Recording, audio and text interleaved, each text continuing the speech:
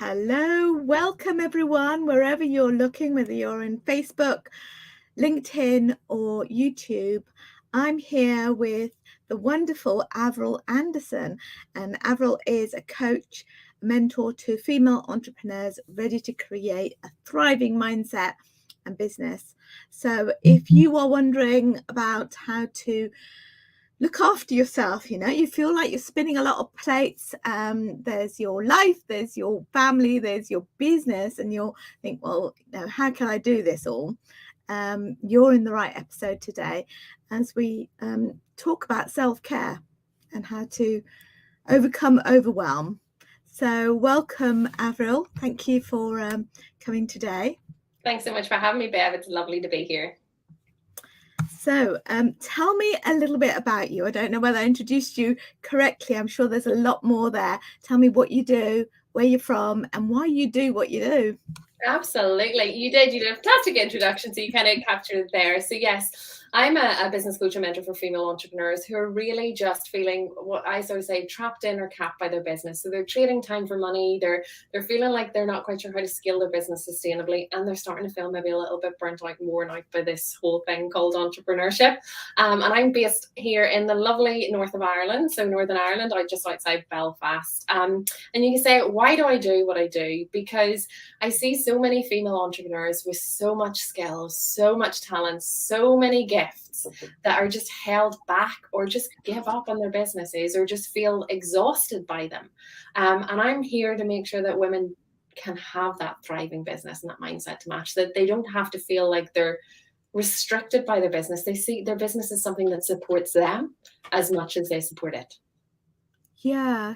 So I mean, sometimes you can feel quite alone in that whole process, can't you? That, you think that, well, it's your business, it's like your baby, and the weight on your shoulder, the responsibility of making it success, and then you look at others and you think, oh, I'm not keeping up with it, or it's so tempting to kind of suffer from comparisonitis, I call it, with others.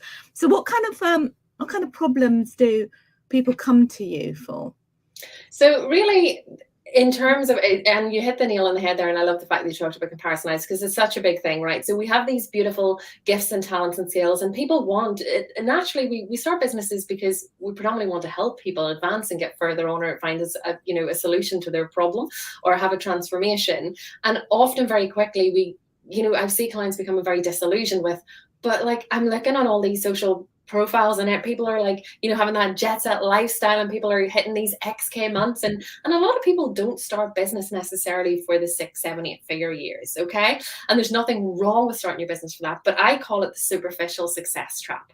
So I see a lot of the times women who have these amazing gifts to share and can build these thriving and amazing businesses, discounting themselves and sort of being harsh on themselves and thinking they're behind, because what they're looking at is this fake reel of perfection that others tend to put out around what actually running and growing and scaling a business is, and this perception that everything is an overnight success, when the reality of it is building a business, like building a house, like building anything, takes time, effort, and energy. But the key here is doing it in a way that is congruent with you, your version of success, not Nancy down the street or Jane across the world. It's about you and coming home to yourself and never losing that ability to tap back into you, why you're here doing what you're doing, and connecting in with that, because that is what will get you through the days when it feels lonely. That is what will get you through whenever that campaign that you sat working on for 2 hours disappears into thin air and you're thinking, what the hell do I do? It's remembering why you're doing what you're doing, and remembering that it doesn't have to be done overnight. Yeah. I think the kind of clients that I see and the therapists and coaches that I work with, one of the problems that they suffer from, and I know I've been there as well, is that I just don't know where to start. It just seems such a big thing to like get a business off the ground, start up a practice. How am I going to get out there in social media? There seems to be so many questions that they end up retreating into maybe, oh well, I'll just go on another course, or I'll just learn something more about social media, or I learn something about webinars, or I go on this way, you know, so they don't actually get started. They're just constantly learning. Yeah, so I know we were talking about this earlier, procrastinating learning, which we, you know, and chasing the next qualification, but it isn't always so much about procrastinating learning. A lot of the times what I see, and a lot of the times, and I have been victim to this myself in the past, so a lot of the times what we tend to do is we think, when I have that qualification, then I'll be good enough to show up and charge for my services. When I have that strategy in place, or when I have that platform in place, then I can get going. So the key here is we you know, we're programmed, you know, and as somebody, you know, my degree was in marketing, and a lot of my early career was in digital marketing. And then I retrained in NLP, timeline therapy, hypnotherapy. So all of the tools and techniques to help people sort of lean into pushing themselves outside of their comfort zone, because of course we are programmed as, you know, primitive humans to keep ourselves safe. That is the prime directive of the subconscious mind. That's the prime directive of our nervous system as well, is to keep us safe. And when you're starting a business, this landscape looks new. This landscape looks scary. And your brain is telling you to retreat or go back into the comfort zone. So learning, we all went to school, we've all done learning, we all know what that feels and looks like. So if we just learn one more thing, then we'll be ready to take that step. So it's really about actually taking the learning and putting it into action. So I always say knowledge has no value unless it is implemented.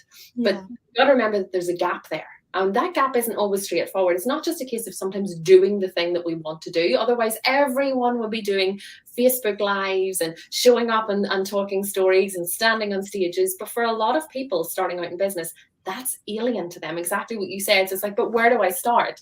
You know, and I always say, start with you. Start with you. Start with you, and showing yourself that actually this big thing that you're trying to do, because it feels big in the moment, is safe. Actually, no, you can do this. And it doesn't have to be running a podcast series or standing on stage in front of 5,000 people. Sometimes it can just be turning on your Zoom and talking to an empty room and saying, hey, the world didn't fall apart when I did that. So what we're actually doing is we're working with our nervous system, and we're retraining our subconscious and our beliefs that actually, you know what, that belief that I held isn't necessarily true. We're letting go of the power that it has over us and our ability to take the steps and to feel forward. And I don't know who it is coined the phrase. That's not my phrase. I mean, I've been in business since 2015. And the more that I feel, the more I take risk. Yeah. Because we actually are training ourselves every single time that actually, you know what, it's okay to fail, because I don't believe in failure. I believe in feedback. So what did I learn from that? What is the lesson and what is the gift? Because in everything that happens in business, there is a lesson and there's a gift. So what is the lesson to be learned here, and what is the gift that this has given me? And sometimes the gift is self-awareness. And this is where I would say start. So start with looking inwards at yourself, getting very clear on why you're starting this business. Why are you doing this thing? Because the days won't always be easy. It won't always be flowy. There will be days when you do want to pull the covers over your head and go, I don't want to get out of bed. But you know what? When you connect back in with why you're doing this, that's what will get you pulling those covers back and hopping out of bed. And learning to understand you. When are you feeling, you know, when does it not feel safe? When do you find yourself retreating? And learning to actually step outside of the comfort zone into the growth zone. You don't have to take big leaps, just little steps. I believe in baby steps as well. And I think sometimes that big question of where do I start seems just too big, that we retreat, as you say, into our safe zone. But if we just took, if we knew if you know what your gifting is, say, for example, if you think, oh, well, I can talk to a camera without anyone here, you know, talk to my Zoom camera and talk about whatever my expertise is, I can do that. That would be one way of getting out there. Or maybe it's like, well, I prefer to write. I'm better at writing, so maybe I might set up a blog and just write about my expertise. Or maybe I don't want to really even want to show my face. I just want to kind of like talk to a microphone and do an audio. Maybe that's something.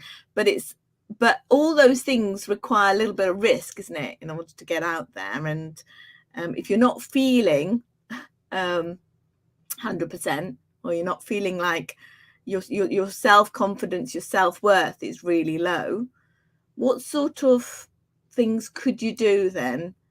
What would you say would be your 3 tips to overcome all those Well, it's such a broad thing. So self-worth in itself is probably a whole topic in itself. But it is this concept of if you don't feel worthy of having what it is that you desire, you're constantly going to keep tripping yourself up and self-sabotage. So it will always come back to that thing of self-awareness, going inwards and asking yourself, like, what is it that I want? Okay, so what am I feeling around this? How does it feel for me? What's coming up? And you have all the answers within you. You have everything you need within you. You don't need a cookie cutter strategy from someone else. You don't need any of that. The wisdom that you need is within you. And the biggest thing that I see holding entrepreneurs back from growing and scaling a business isn't knowing who they serve or their niche or how to do it. It's actually allowing themselves to have the success that it is they desire and crave. So if, my top tips are, when you're growing and you're scaling your business, or even if you're just getting started, even if you're just getting out of the starting blocks, is start small. And exactly like you said, identify what it is that you love to do. Okay, so you don't have to be on social media if you don't want to be. We built multi-million, billion-pound businesses before this thing called social media ever existed. If you don't want to be there, don't go there until maybe you feel you're ready to, until you build and flex that muscle of actually, maybe I'm there. Start where you are. Don't try and start where someone else is. Start where you are. And as you say, if that is, I have a podcast because I love speaking. This is my comfort zone. And then what I do is I repurpose my podcast, the transcription of my podcast, into a blog, because I don't see writing as my strength, talking is my strength. So start with your strength and your joy. Lead with your joy. Lead with what excites you, because if you are starting out in business and you're saying, I should and have to be on social media, you're shaming and guilting yourself into something that doesn't energize you and open you up and make you feel excited to do it. Start where you are. Pick one strategy. If blogging is your thing, go all in, master it, do it, share it. Then you can use social media to repurpose your posts if you want. Then you can use other channels and platforms. And that's a digital marketeer coming out at me looking at, I have a mantra that says create once and publish many. But even in the early days, if you just want to do the blogging, you're creating a beautiful bank of content that at a later stage you can repurpose throughout all different platforms. That would be my first tip, is start where you are. Stop trying to start where somebody else is at their chapter 20. Start where you are, start with you. And then whenever you get really comfortable with that and you think, okay, I've mastered this, then push yourself a little bit further outside your growth zone and say, okay, what can we do with this now? And make it fun. Make it fun, but always tuning back into yourself and saying, does this feel like a bit of a stretch? Because remember, if it feels like a bit of a stretch, you're growing. If it constantly feels really comfortable, we're not really growing. We're just staying in that comfort zone that we're primed to stay in to keep us alive. It's part of the subconscious mind. So ask yourself, what one little stretch can I do today? What feels a little bit uncomfortable, but not so much that I feel in danger or feel threatened, or you're activating your nervous system to a point where you retreat, but what feels like a little bit of a stretch? So that's it. Start where you are. Don't try and master it all in one go. Just pick one strategy and have fun with it. Yeah, those are really good tips, because I know that when I started Maven Business Haven, I did start off thinking, well, there's so many experts out there. I can't be an expert of everything. I can't be. I'm a speech therapist. Yes, I've created a membership and a website, and I do a blog and a podcast or whatever, but I'm not a marketing expert. I'm not a mindset expert. So I was looking at all the things that I'm not. I have got strengths, and I wanted to be able to showcase other people's strengths as well within the membership, because then it becomes more of a holistic approach. You're tapping into other people's geniuses. And I think networking is so important, isn't it? To not feel that you're on your own doing this, but that you have got other people's minds to tap into. 100%. And that's the thing, is we can sometimes feel quite alone in this thing, because I'm sitting in my house right now, there's nobody else here apart from me and a cocker spaniel, everyone else is out, and sometimes it can feel lonely. So build your community and acknowledge the fact that there is support and help out there. You don't have to do this thing called business by yourself, and that can look different depending on what stages of business you're at. If you're just starting out, that can be finding an accountability partner or investing in something that might be sort of low investment but high return for you, that isn't always learning but more about building community and support to support you. Then you can have things like coaches. Then you can have things like outsourcing. So again, this thing that you think, when we're starting a business, and this is why self-care comes into this, and this is why it's so important, because when you are at those stages in business, you know, the 3 stages I always say, you have that messy startup phase where we're just like finding your feet, like, what the hell is this thing called business? What am I doing? How do I do this? And this is where most people give up, because we feel so overwhelmed. We're like, didn't sign up for this, because again, we're trying to do everything, and we're trying to be at that stage of business that we see others at without putting in the foundations for growth. Then you have that growth phase where you're actually finding your feet, and you've got clients coming in, but now actually you're starting to say you're trading time for money, and you're maybe outsourcing little bits here or there, and then we have the scaling stage. And now we're actually looking at adding team members, and we're going on, we're growing this thing.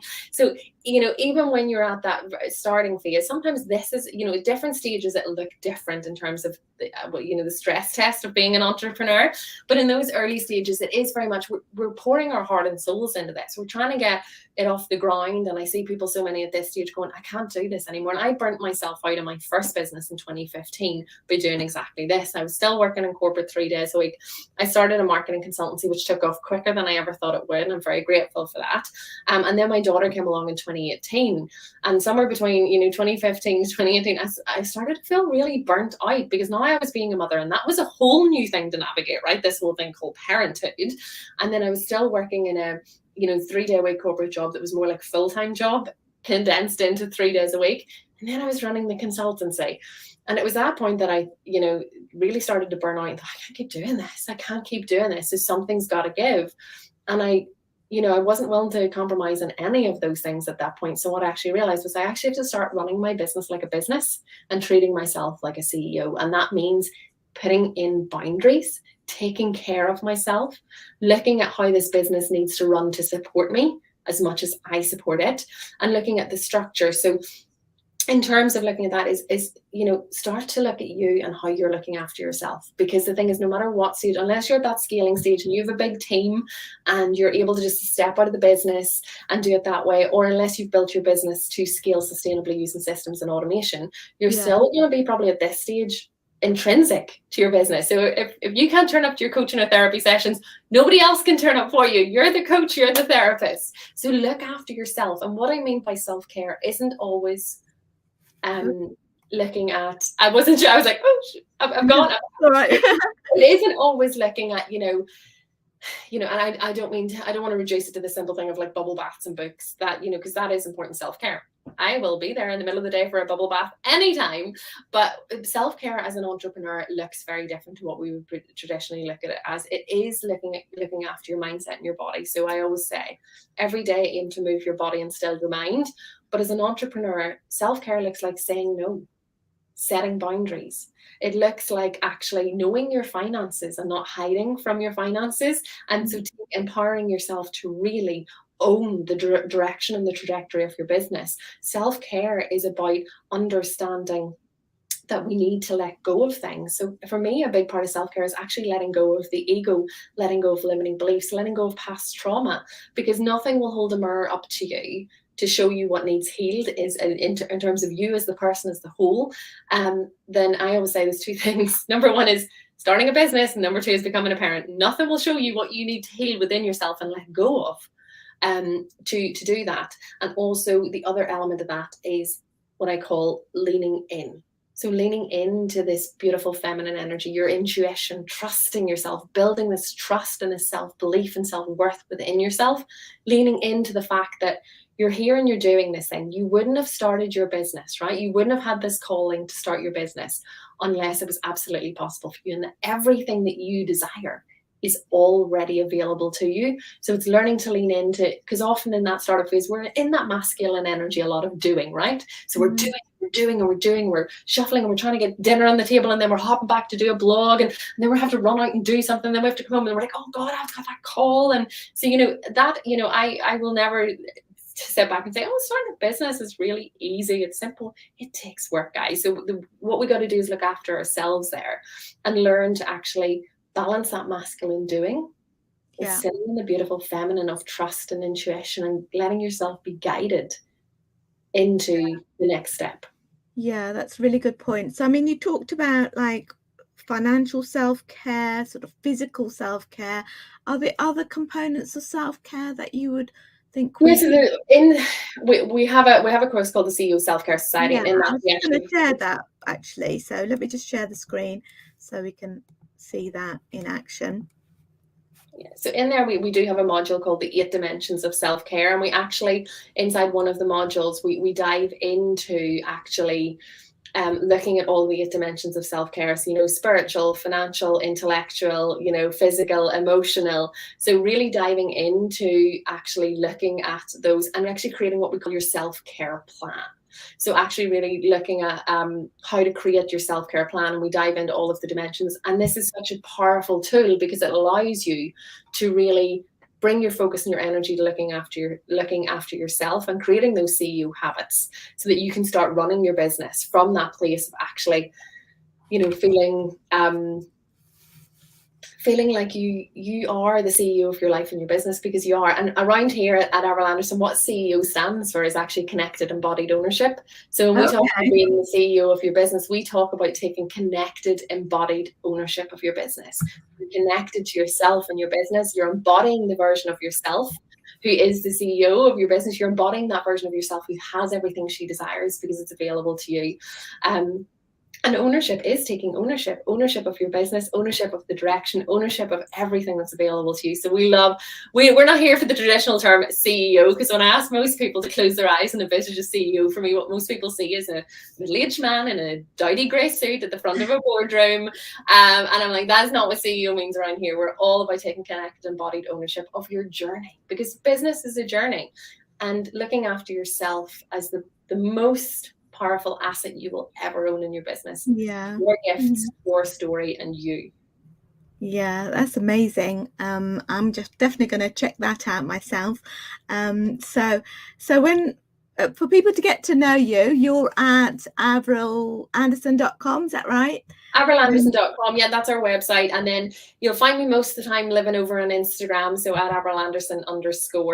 And you'll find my musings and insight. But we also have the podcast as well, which is the Flow and Freedom Show. And that's where I'm on unfiltered, unedited episodes of my musings, perspectives, and pep talks on a weekly basis to really support you to build a thriving business and have those conversations sometimes that people don't always feel comfortable having. So sometimes they're a bit raw and a bit real, but I think that's what we need more of in the industry, is people showing up and saying, hey, you know what? It's not always easy, and here's what I learned from that, and here's what I can share with you, so that maybe if you can navigate it, then that's great. Oh, thank you so much, Avril, for coming on Women in Action podcast. It's been great to hear about your self-care tips and how we do really need to take care of ourselves as business owners, so that we can thrive and keep going, delivering the best to our clients. So I really appreciate you coming on today. You're welcome. And, that's it for today, and thank you so much everyone who's watching here on YouTube, Facebook and LinkedIn. And this episode is episode 33, which you'll find at teletherapyinaction.com/33, and you can listen to it there. So I look forward to seeing you next week on a different episode, which we'll be talking about how we can become more confident in our business. So I look forward to seeing you then. Take care. Bye for now.